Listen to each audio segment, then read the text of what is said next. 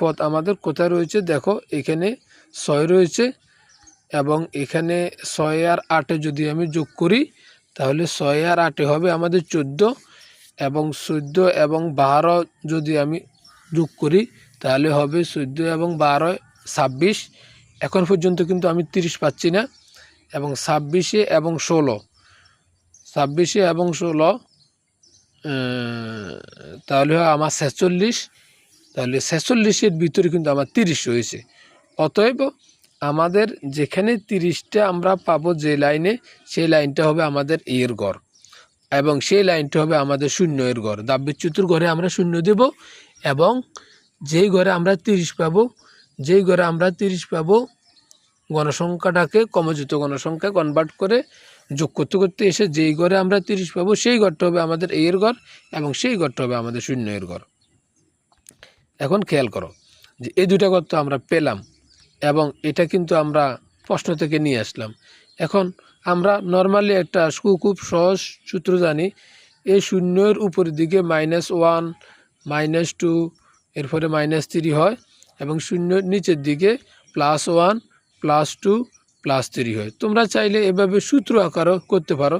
সূত্রটা কি, xi - a divided by h। তো আমাদের xi কত, এখানে হচ্ছে আমাদের এই গড়টা হলো আমাদের xi এর গড়, xi হচ্ছে 38 এবং a - a হবে, a হচ্ছে 53, অর্থাৎ 53 থেকে আমাদের 38, অর্থাৎ 53 থেকে আমরা 38 বিয়োগ করব, তাহলে আমাদের হবে 15 -15 এবং -15কে 5 দ্বারা ভাগ করলে হয় -3। এভাবে করে আমরা চাইলে প্রত্যেকটা ঘরে কিন্তু আমরা এই ভাগগুলো আমরা করতে পারি। আমরা প্রত্যেকটা ভাগ আমরা কিন্তু এভাবে করে ফেলবো।